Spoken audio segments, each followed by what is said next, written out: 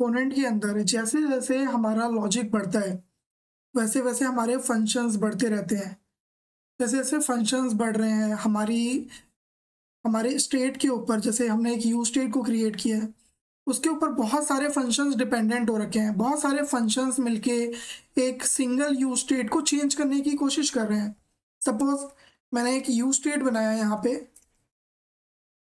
Const counter,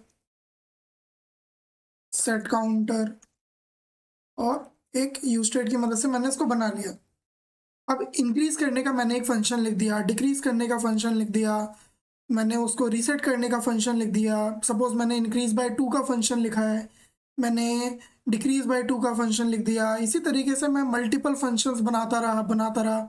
और suppose मेरे पास में एक काउंटर के अंदर 3-4 काउंटर थे। सपोज मैं इसको इस तरीके से बना रहा था, काउंटर 1, इसकी वैल्यू 0 है, या इसको काउंटर ए ही मान लेते हैं। सपोज इसको हम स्टेट बोल देते हैं, और सेट काउंटर ना बोल के इसको सेट स्टेट बोल देते हैं।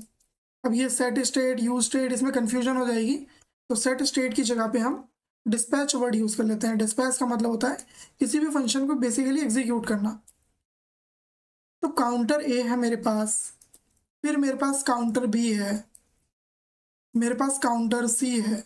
इस तरीके से मेरे पास में कुछ मल्टीपल काउंटर्स बने हुए हैं। हर एक काउंटर के लिए मेरे पास सपोज 7-8 फंक्शंस हैं। 8 फंक्शंस मल्टीप्लाई बाय 3 काउंटर, तो मेरे पास टोटल 24 फंक्शंस हैं जो कि इस स्टेट के ऊपर डिपेंड हो रखा है। अच्छा, इतने सारे फंक्शंस मैंने बना लिए। अब ये सारे के सारे फंक्शंस मेरे स्टेट के ऊपर डिपेंड हो रखे हैं। इन सभी फंक्शंस को ट्रैक करना बहुत मुश्किल हो जाता है। इस प्रॉब्लम को देखते हुए रिएक्ट की टीम एक नया हुक लेके आई, जिसको हम बोलते हैं यूज रिड्यूसर हुक। तो गाइस, आज की क्लास में हम डिस्कस करने वाले हैं यूज रिड्यूसर हुक क्या होता है, किस तरीके से उसको इम्प्लीमेंट किया जाता है। तो चलिए शुरू करते हैं। जैसे कि आपने यहाँ पे देखा कि हम लोग यूज रिड्यूसर के लिए यहाँ पे स्टेट और डिस्पैच लिख रहे हैं। स्टेट का बेस सिंपल मतलब हो गया कि इस कंपोनेंट के अंदर जितने भी स्टेट हैं वो मैं अलग से डिफाइन नहीं करूँगा यू स्टेट की मदद से। मैं सिंपली बस उस स्टेट लिख दूंगा, उसके अंदर सारी वैल्यूज आ गए। आप इसको फॉर्म में यूज़ कर सकते हैं। फिर फंक्शन वाले पार्ट में आप इसमें सेट स्टेट नहीं लिख के आप इसमें डिस्पैच लिखते हैं। कुछ भी नाम लिख सकते हैं, ज़रूरी नहीं है आपको एग्जैक्ट यही नाम लिखना है। उसके बाद में हम यहाँ यूज़ रिड्यूसर ना यूज़ स्टेट ना लिख के यूज़ रिड्यूसर लिखेंगे। फिर ऊपर हम एक फंक्शन बनाएंगे जिसको हम बोलेंगे रिड्यूसर फंक्शन। अगेन कुछ भी नाम हो सकता है इसका, रिड्यूसर फंक्शन हम इसको बोल देते हैं क्योंकि इसका काम ही यही है। यहाँ पे यूज़ रिड्यूसर के अंदर 2 आर्ग्यूमेंट आते हैं, वैसे 3 आर्ग्यूमेंट आते हैं, लेकिन जनरली आप 2 आर्ग्यूमेंट में भी आपका काम बन जाएगा। पहला आर्ग्यूमेंट है आपका जो भी डिफ़ॉल्ट वैल्यू, जैसे यूज स्टेट के अंदर आप डिफ़ॉल्ट वैल्यू बनाते हैं। दूसरा आर्ग्यूमेंट है आपका ये वाला रिड्यूसर फंक्शन। तीसरा आर्ग्यूमेंट इनकी इनिशियल वैल्यूज़ होता है, इसको आप स्किप भी कर सकते हैं, कोई दिक्कत नहीं है। अच्छा, मेन कॉन्सेप्ट है जिसमें आप कंफ्यूज होंगे, वो आपका रिड्यूसर फंक्शन है। रिड्यूसर फंक्शन के अंदर यहाँ पे 2 आर्ग्यूमेंट आएंगे, एक स्टेट आएगा, एक एक्शन आएगा। इसको सेम रट्टे मार लो आप, सेम टू सेम आपको यही लिखना है। अच्छा, स्टेट का मतलब क्या है? स्टेट का मतलब है ये वाला पार्ट, किसी पर्टिकुलर टाइम पे काउंटर ए के अंदर कितनी वैल्यू है, काउंटर बी के अंदर कितनी वैल्यू है, काउंटर सी में कितनी वैल्यू है, ये हमारा स्टेट के अंदर डिफाइंड है। एक्शन क्या है? एक्शन के अंदर बेसिकली कितनी भी चीज़ आ सकती हैं, लेकिन जनरली आप ना ये 2 चीज़ें रखोगे एक्शन के अंदर। सबसे पहला टाइप, अभी पता चल जाएगा आपको क्या है ये। दूसरा आप इसके अंदर रखेंगे पेलोड को। वैसे कितना भी डेटा इसके अंदर हो सकता है, एक्शन बेसिक ऑब्जेक्ट है, उस ऑब्जेक्ट के अंदर आप कितना भी डेटा पास कर सकते हैं, लेकिन बाय डिफ़ॉल्ट इस ऑब्जेक्ट के अंदर सिर्फ ये 2 कीज़ हम रखने वाले हैं। स्पेशली अगर आप रिडक्स बैकग्राउंड से हैं, आप रिडक्स थोड़ा बहुत जानते हैं, तो मैं ये रिडक्स और रिडक्स सागा का स्ट्रक्चर फॉलो कर रहा हूँ। आने वाली क्लासेस में हम जस्ट एंड और रिडक्स सागा दोनों ही पढ़ने वाले हैं। बहुत मज़ा आने वाला है आपको रिडक्स और सागा और जस्ट एंड पढ़ने में। सो अगेन वापस आते हैं हम लोग। इसके अंदर, इस फंक्शन के अंदर आपको एक स्विच केस डिफाइन करना है। अभी तक कहीं पे भी हमने स्विच का यूज़ नहीं देखा था, बस जावास्क्रिप्ट में हमने इसको पढ़ लिया। बट फाइनली अब हम स्विच का यूज़ करने वाले हैं। स्विच के अंदर आपको यहाँ पे आपको केस डिफाइन करना है, मतलब action dot type. Action dot type का मतलब क्या हुआ, इस रिड्यूसर फंक्शन की मदद से आप कौन से वाले फंक्शन को कॉल करने वाले हो वो हम इसमें डिफाइन करेंगे। हम मल्टीपल, ये जो मैंने आपको यहाँ पे बताया था कि जो हमने 7-8 फंक्शन बनाए, इंक्रीज करने का, डिक्रीज करने का, इंक्रीज बाय 2, डिक्रीज बाय 2, या ऐसे जितने भी हम फंक्शन बना रहे हैं वो सब कुछ हम यहीं पे क्रिएट करेंगे इसी एक सिंगल रिड्यूसर फंक्शन के अंदर, जिससे हमें ये ट्रैक करने में आसानी रहेगी कि इस स्टेट को कौन कौन से फंक्शन चेंज कर रहे हैं, वो सब एक सिंगल जगह पे यहाँ पे रहने वाले, उसको भी ट्रैक कर लेंगे हम, कोई दिक्कत वाली बात नहीं है।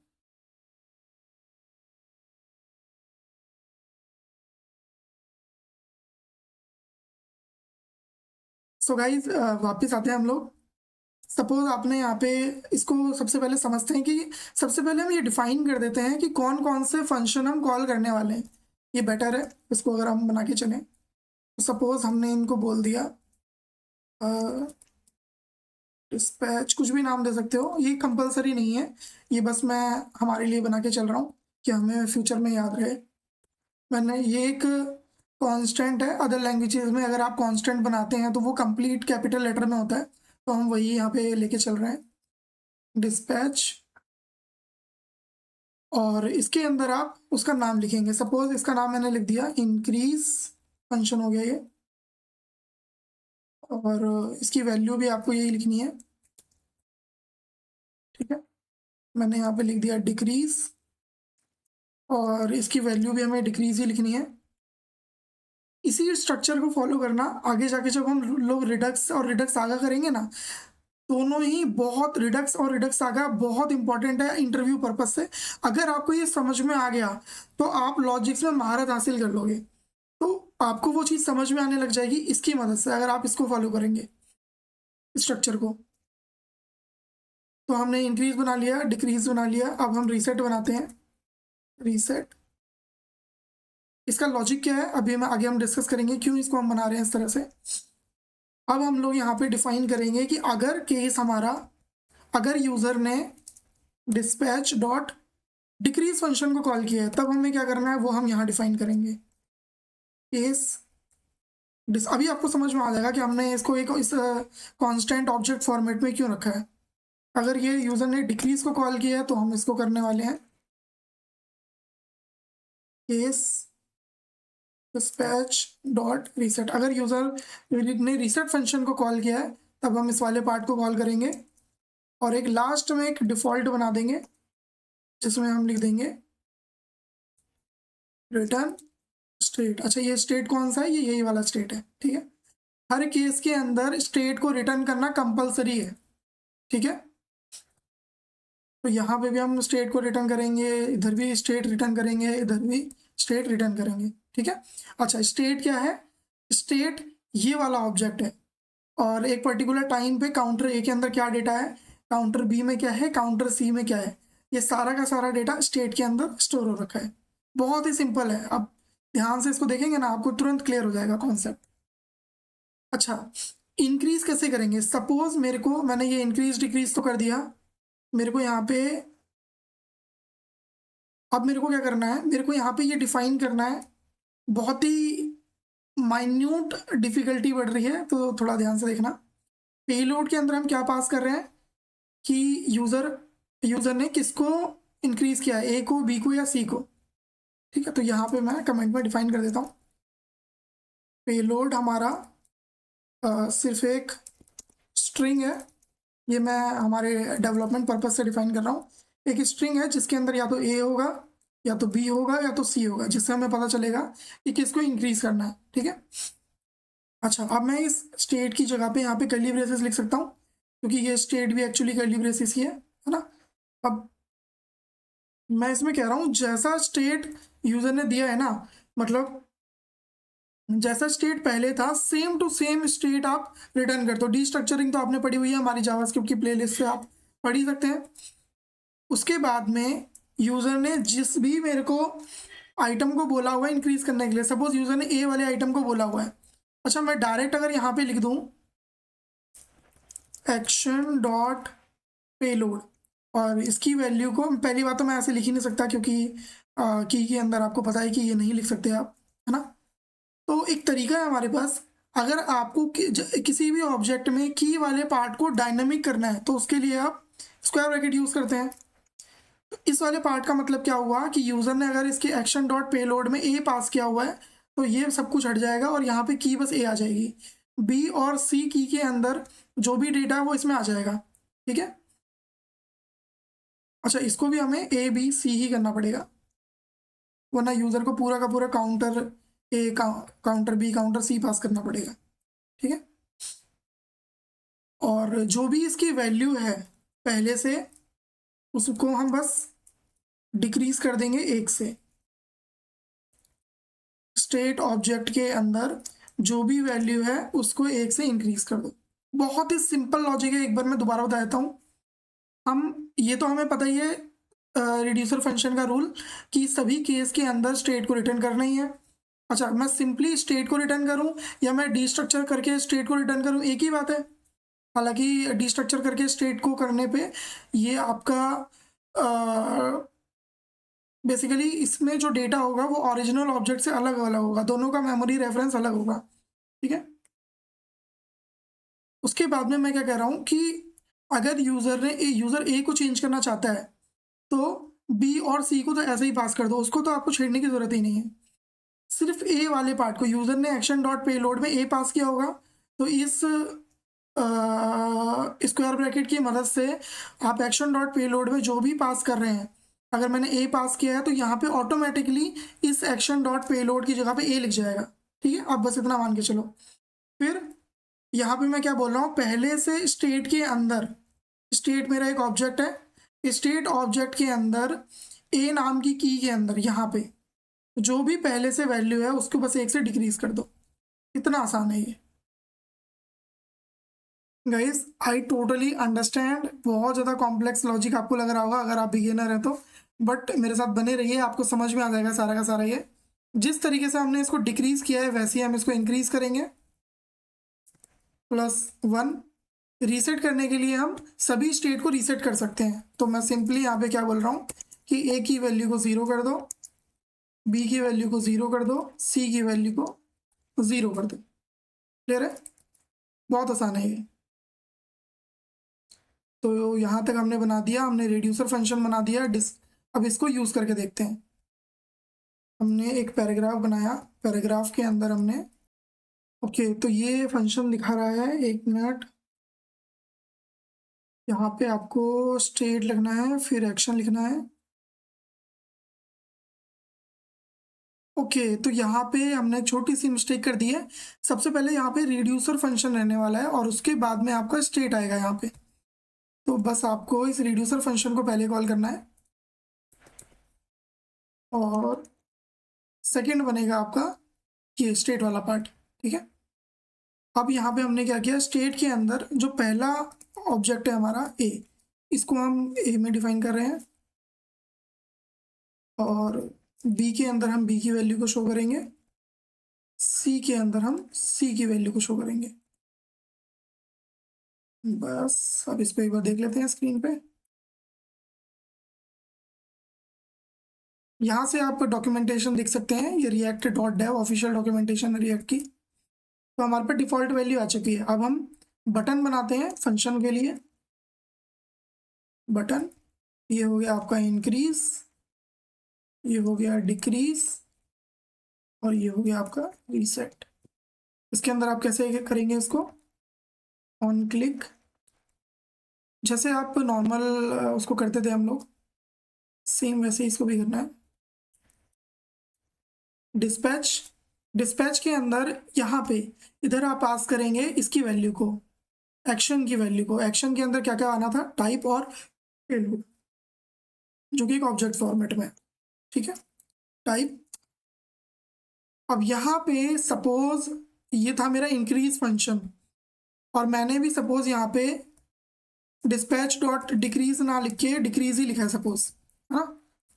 और इसमें सपोज मैंने इसको मैं स्मॉल लेटर में कर दिया, या कोई सी भी मिस्टेक हो सकती है, या फिर हो सकता है मैंने ए लिखना स्किप कर दिया मैंने, और फिर मैं यहाँ पे लिख रहा हूँ डिक्रीज। अब मेरे को कोई टाइप सेफ्टी वगैरह कुछ तो मिलने वाली है नहीं, और मैं इसको वेरिएबल भी नहीं बना सकता। तो जब मैं इसको आगे फर्दर रन करूँगा और मैं देखूँगा कि मेरा सारा लॉजिक बिल्कुल सही लिखा हुआ है, कहीं कोई दिक्कत नहीं है, फिर भी मेरा रिजल्ट नहीं आ रहा, रीज़न क्या था, बस यहाँ पे एक छोटी सी स्पेलिंग मिस्टेक हो गई थी। तो बड़े कोड लिखने के टाइम पे ये बहुत ही कॉमन है कि आप स्पेलिंग मिस्टेक कर दोगे, या कहीं पे केस में कुछ इशू हो जाएगा। हो सकता है आपने इसको इस तरीके से लिख दिया हो, जबकि आप यहाँ पे कैपिटल लेटर में लिख रहे हैं, या फिर यहाँ पे आप स्मॉल लेटर में लिख रहे हैं। इस तरीके के इशू होते हैं, बहुत ही कॉमन इश्यूज हैं ये इशू ना हो इसी के लिए हम लोगों ने यहाँ पे इसको ऐसे बनाया था कांस्टेंट की तरह। इससे फ़ायदा क्या होगा कि यहाँ पे अब मैं टाइप में सेम उसी कांस्टेंट को यूज़ करूँगा, डिस्पैच डॉट डिक्रीज। अब स्पेलिंग मिस्टेक होने का कोई चांस नहीं है, क्योंकि ये मेरे को ऑटोमेटिक सजेशन दे देगा कि डिक्रीज है। अब हो सकता है कि मैंने यहाँ पे इंक्रीज की स्पेलिंग मिस्टेक कर दी हो, लेकिन उससे कोई फ़र्क नहीं पड़ता, क्योंकि ओरिजिनल वैल्यू को तो मैं यूज़ ही नहीं कर रहा ना, मैं तो इसी के रेफरेंस को यूज़ कर रहा हूँ, इसी ऑब्जेक्ट के रेफरेंस को। हालांकि अभी मैं स्पेलिंग ठीक करके चल रहा हूँ। तो ये हो गया मेरा, अच्छा ये इंक्रीज वाला पार्ट था, ये हो गया मेरा इंक्रीज फंक्शन। इसी के साथ साथ मेरे को एक और की बनानी है। टाइप स्क्रिप्ट आप यूज़ करना, टाइप स्क्रिप्ट के अंदर ऑटोमेटिक सजेशन मिल जाते हैं आपको। पेलोड, पेलोड में आपको ये बताना है कि आप किसको इंक्रीज कराना चाह रहे हो या डिक्रीज। हालांकि ये हम रियल लाइफ में इसको डायनामिक बनाते, बट कोई बात नहीं। अब इसी तरीके से आप यहाँ पे भी करेंगे। थोड़ा सा कॉम्प्लेक्स है ये, यूज स्टेट से तो बहुत कॉम्प्लेक्स है, बट बहुत ही वर्थ इट है अगर आप इसको सीख लेते हैं तो। स्पेशली रिडक्स जैसे कॉम्प्लेक्स स्टेट मैनेजमेंट में आपको बहुत काम आने वाला है। ये मेरा डिक्रीज फंक्शन हो गया। रीसेट के लिए तो मेरे को पेलोड की ज़रूरत ही नहीं है, और टाइप में मैंने कर दिया रीसेट। ये ट्राई करते हैं उसको। हाँ, इंक्रीज हो रहा है प्रॉपर, डिक्रीज भी डिक्रीज हो रहा है, और रीसेट करने पे रीसेट भी हो रहा है।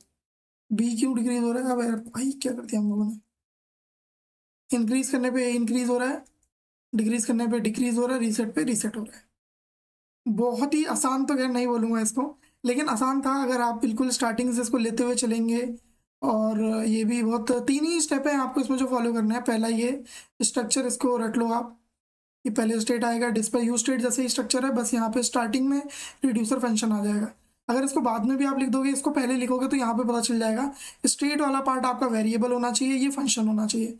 अगर मैं रिड्यूसर फंक्शन को बाद में लिखूंगा तो मेरे ये दोनों ही फंक्शन बन जाएंगे, ठीक है। और तीसरा स्टेप है ये वाला, भाई गाइस भूलना मत, इसी को फॉलो करना इसी तरीके से, है ना। तो दैट्स ऑल, आज के लिए इतना बहुत है। आज बेसिकली थोड़ा कॉम्प्लेक्स हो गया, बट अगर आपको कोई भी डाउट रहता है, अगर आपको ये चीज़ नहीं समझ में आई है, किसी भी पॉइंट में अगर आपको लगता है कि हमने कोई चीज़ मैंने स्पीड में बता दी आपको और आप उसको नहीं समझ पाए, तो गैस प्लीज़ मेरे को कमेंट कर दीजिएगा वीडियो पे, आपको उसका नेक्स्ट वीडियो में ही उसका रिप्लाई मिल जाएगा। तो guys finally thank you for watching, मिलते हैं नेक्स्ट टॉपिक में। Till than happy new year.